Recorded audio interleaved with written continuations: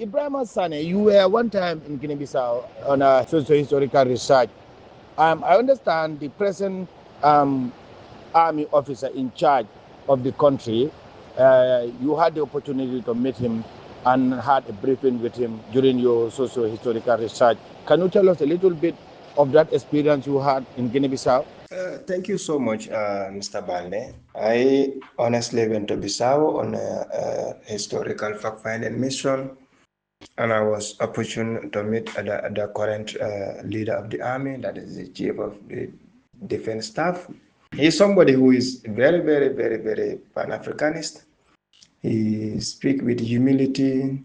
He's very humble. He's a well-experienced soldier.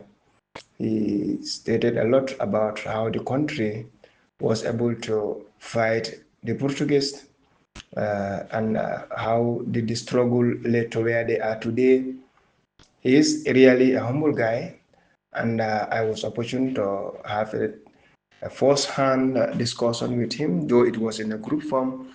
He was relating how the country fought to be liberated and the people who fought in the struggle, how did other Africans contributed to the liberation of the country from the circles of the Portuguese. Technically or basically, these were some of the insight that we had with him. Yeah, he's a humble guy, to be honest. Then I know subsequent questions will come where other things will be talked about. Thank you. Implications for Guinea-Bissau now.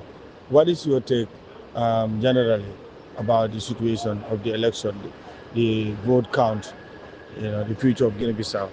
Uh, Thank you so much, Mr. Balde. I was indeed surprised. In fact, I could tell you for free by yesterday when I heard that the opposition leader was jubilating, celebrating that he has won election, won more than 50% of the votes, meaning he doesn't need a second round of voting. And later on, also, you see the president on the other end also celebrating that he won. Now, the two opposing camps, that is the incumbent and the oppositions, we are opposing each other that they each was claiming that he has won the results and they were jubilating. But history will tell you that military government, Malo was a civilian government, but more or less like a soldier. The current general who took over was a very good friend of him. If you could recall, most of the arrests in Bissau, and coup d'etat that he claimed to have staged against him were all false. This relationship with the general was very cordial. He could do things at own will and nothing will come out of it. It is because of his relationship with the current general. And the general is somebody who's very respected in the army, be it the senior official, senior and the senior cadre or in the junior cadre. They both respect him. They all respect him rather. So he is very influential too, not only in the army and even in the general population, even in the citizen, among the citizens, they respect him because of by virtue of his position and age and how he has contributed towards the development of the army. They took them from one state to another, and he was able to bring order and decorum in the army. So with the relationship he had with the president, he was at free will. He was doing things knowing well that my friend is there to back me.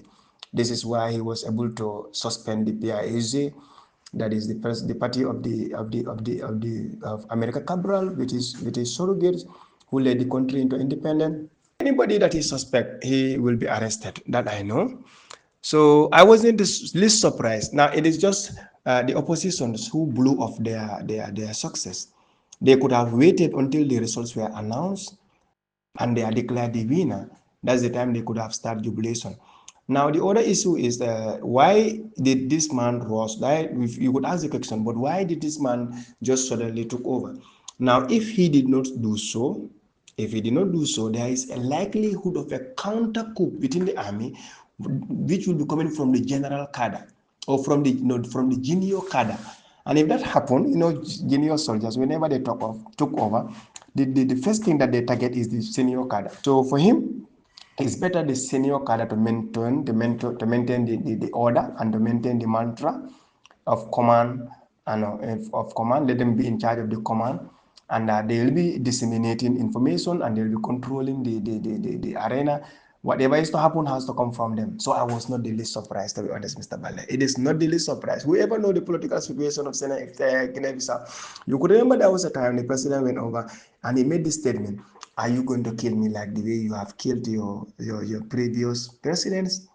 So that was just a staggering. It was just a voice of a coward who was just trying to instill, he was just recruiting the sympathy of the soldiers so that they could spare him. And they, in fact, did spare him because of the relationship with him. So technically, in real life situation, I was not the least surprised that the man took over. He took over knowing fully well that Mr. Malo is not declared formally, but everybody is assuming that he may lose the election. So if he lose the election, the first thing of the opposition will be to remove the top cadre of the army. So meaning the current general could have been the first target who will be losing his position, and he may be given to somebody else. But then if you look at the Bissau, that is their life history, honestly, I think if military governors or military presidents structure themselves well, they will be able to perform better than the civilian government. That is on my own opinion. Because Malo was a civilian government, a president rather. He was in the civilian government and he was a civilian. You talk of other Malay Bekai and the like, they were all civilians. But then if you go to the Bissau, capital of Guinea-Bissau, that is Bissau itself, and you cannot imagine. So I'm not surprised, to be honest. I'm not really surprised, to be honest. Well, right now, the future is in shadow. Nobody can predict it. But what is certain is, I know he will arrest all the political figures, anybody that is suspect of being agitated with his takeover will be arrested. That I am seeing, inshallah, that I know he may do it. And there are all signs that he may do it. Now, I learned that Fernando, that is the main opposition leader, the contender of the president, is already arrested. The one leading the what is the name, the PIZ2, the party that was banned from contesting that back Fernando, the opposition that leader was also arrested. And the key other figures, according to the Guinea-Bissau media, they are already arrested. So this arrest will continue, and the results of the electoral body may not be announced tomorrow. That is most likely to happen. It will not be announced, and they may suspend even the constitution. It is likelihood that the constitution will be suspended rather.